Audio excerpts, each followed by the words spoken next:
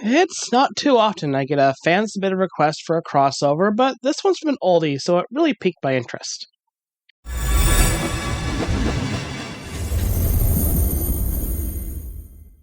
The request was for a Tales of Potomac crossover with Enchanted. I guess because there's kind of a time-traveling modern fantasy something or other going on? I don't really know. If you're not familiar with the film, that's probably because it came out all the way back in 2007, so it's almost 20 years old. But more than that, Enchanted had its box office run around the same time as Toy Story 2. Even though it's a bit of an esoteric Disney film now, it's not like it was a box office failure or anything. It was the first film to open at number 1 during Thanksgiving weekend, despite contending with a Toy Story sequel, and was the 15th highest grossing film of that year. I have seen the movie. It's not a story that stands out to me on the top of my head, but honestly, among people that enjoy Enchanted, they really love this movie. Basically, the plot goes like this, per Wikipedia. In the enchanted fairy tale kingdom of Andalusia, the corrupt and ruthless Queen Nerissa is determined to stay in power.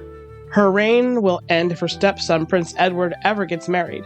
Nerissa enlists her loyal servant Nathaniel to help Edward hunt trolls to distract Edward from searching for his true love. A young woman named Giselle lives in a forest and dreams of meeting a prince and experiencing a happily ever after. Edward hears Giselle singing and sets off to find her. Nathaniel frees a captured troll to kill Giselle, but Edward rescues her. She and Edward are instantly attracted to each other and plan to be married the following day. Ha! Disneyfication, and proof that Elsa is still the best Disney royalty. Nerissa disguises herself as an old hag, a la Snow White, intercepts Giselle on her way to the wedding and pushes her into a well. Giselle is transformed into a live-action version of herself and transported to New York City's Times Square. Giselle becomes frightened and overwhelmed by the harshness and unfamiliarity of her new environment. Kind of like a reverse Inuyasha when you think about it. Meanwhile, Robert Phillip, a divorce lawyer, plans to propose to his girlfriend Nancy. Robert and his young daughter Morgan encounter Giselle. Robert reluctantly allows Giselle to stay in his apartment at the insistence of Morgan, who believes Giselle is actually a princess. And wouldn't you know, she's right. By the way, fun fact, Idina Menzel plays Nancy, was also Queen Elsa in Frozen, but also Elphaba in the Broadway production of Wicked. I watched that recently, the movie version. She appeared for the One Fine Day musical number with her co-star Kristen Chenoweth, who played Glinda. Anyway, Edward embarks on a mission to save Giselle, along with Giselle's chipmunk friend Pip. They jump down the well, turn into live-action versions of themselves, and emerge in Times Square. To his dismay, Pip also discovers he can't speak in the real world. Nerissa sends Nathaniel to follow Edward and sabotage his efforts to find Giselle. Nerissa also gives Nathaniel 3 poisoned apples to use on her. Whoever eats one of the apples will fall into a deep sleep and die at midnight. Disney really pulled together all of their princess plots to make this one. But then again, it was supposed to kind of be a meta-commentary on the sort of stories that Disney usually tells. Nancy arrives to take Morgan to school. After seeing Giselle, Nancy also assumes that Robert has been unfaithful to her and leaves. Robert is initially angry at Giselle, but he ends up spending the day with her to help familiarize her with the city. She questions Robert about his relationship with Nancy and helps the pair reconcile, sending her flowers and an invitation to a costume ball at the Woolworth building. Nathaniel attempts to give Giselle a poisoned apple twice, but his attempts fail. Edward locates Giselle at Robert's apartment. Although he's eager to take her home to Andalusia and marry her, she suggests they should go on a date first to get to know each other better. Giselle promises to return to Andalusia after the ball that night, which Robert and Nancy also attend. Nathaniel reports his failure to poison Giselle to Nerissa, so Nerissa decides to enter the real world and do away with Giselle herself. At the ball, Robert and Giselle dance together. Giselle and Edward prepare to depart, but Giselle begins to feel guilty and anguished for leaving Robert behind. Shortly before midnight, Nerissa appears as an old hag and offers the last poisoned apple to Giselle, promising it will erase her memories of Robert. She takes a bite and immediately falls into a deep sleep. After this, Nerissa tries escaping with Giselle's body, but Edward thwarts her, realizing that Nerissa never cared about him. Nathaniel reveals her plot and apologizes for his previous actions. Robert realizes that true love's kiss is the only force powerful enough to break the apple's curse. Edward's kiss also fails to awake Giselle, and the clock begins to chime, prompting Nerissa to boast that Giselle will die soon. Edward realizes Robert should kiss Giselle instead, but Robert is hesitant to do so until Nancy, despite being heartbroken, gives him her permission. Robert kisses Giselle right before the stroke of midnight, causing her to awaken. Infuriated, Nerissa transforms into a dragon, mirroring Maleficent, and takes Robert hostage. Giselle takes Edward's sword and pursues Nerissa to the top of the building to rescue Robert, with a little bit of subversive expectations. I do love that part. Pip comes to support Giselle and causes Nerissa to fall to her death in the streets below. Robert almost falls as well, but Giselle rescues him and they share another kiss. Edward and Nancy fall in love and get married in Andalisa. Nathaniel, who stays in New York, and Pip, who returns to Andalisa, each write biographies based on their experiences in the real world. Giselle starts a fashion design business which becomes very successful and forms a happy family with Robert and Morgan. So, for this picture, is based on Madeline as Giselle, Martin as Edward, and then Robert is, well, before we get to that, our artist. So we worked with our artist, Raka, on this project to provide the lines. Given this is supposed to be like a fairy tale aesthetic, when it comes to coloring, instead of just coloring all the characters like the movie characters, I opted for a more personal touch. See, the flowers and leafy crown on Madeline made me think of her Queen Gwen outfit from Samhain, and naturally from there I decided to color Martin in the King Arthur style. The choice of rings I felt was really important to not only be different, but actually total opposites. Green or blue, white or black, gold or silver. Distinctions like these are really important between these characters, and I know you're really confused with the guy in black still. If I didn't know any better, I'd say he was the human form of the puka.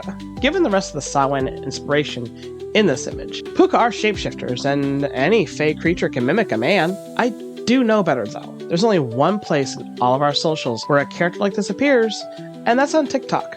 So obviously the person who requested this piece must be a follower on TikTok, and potentially not an American. Hey, I'm curious.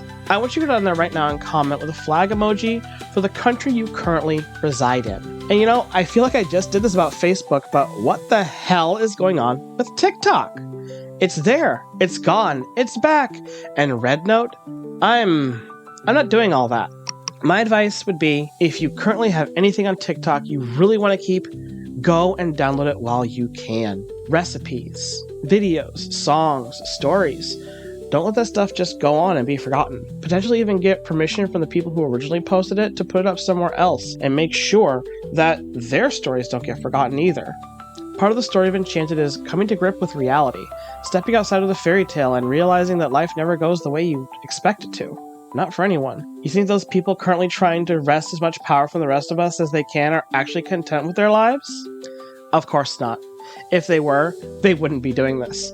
Only deeply insecure people seek this much power and control over other people. They're the kind who have watched their lives pass them by. They struggle to remain relevant because they don't offer much to the world aside from their shitty worldviews. It drags down the rest of us into their level, puts them at the forefront of relevancy because they're just being so awful that you can't look away. These types of grandiose delusions are a common form of megalomania that you can often see in people with a narcissistic personality disorder. The type of people that hold this extraordinary belief that they're famous, omnipotent, wealthy, or otherwise very powerful and high of status.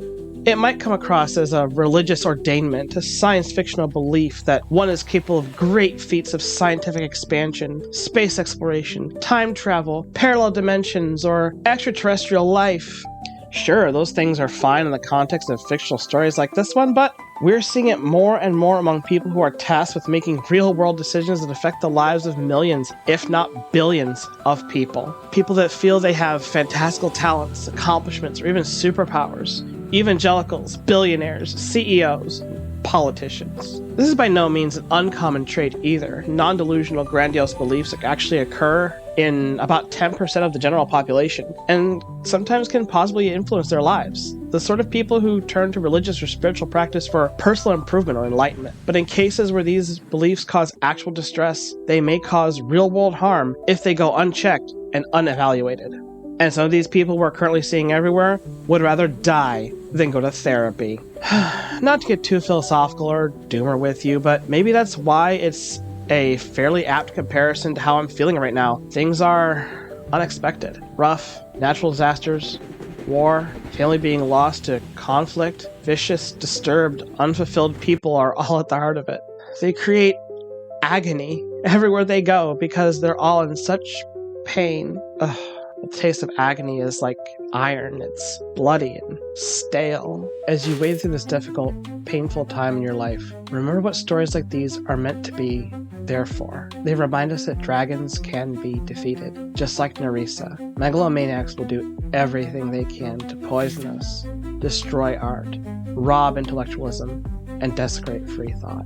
Edward Burke says, "All that is required for evil to prevail is good people do nothing. So I will speak out, as any witch would, because burning me at the stake won't matter.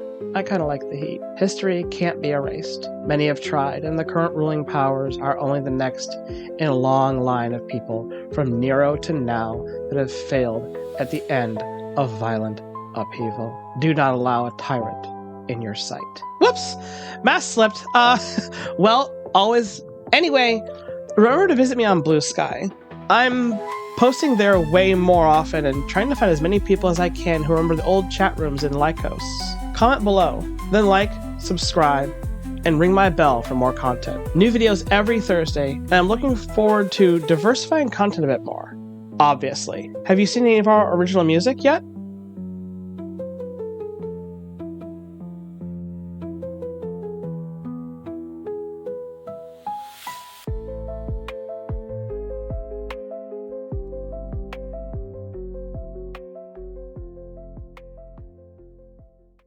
Patreon is our main hub for all things involved with Tales of Atonement, and our patron support helps us produce our episodes faster and with more consistency.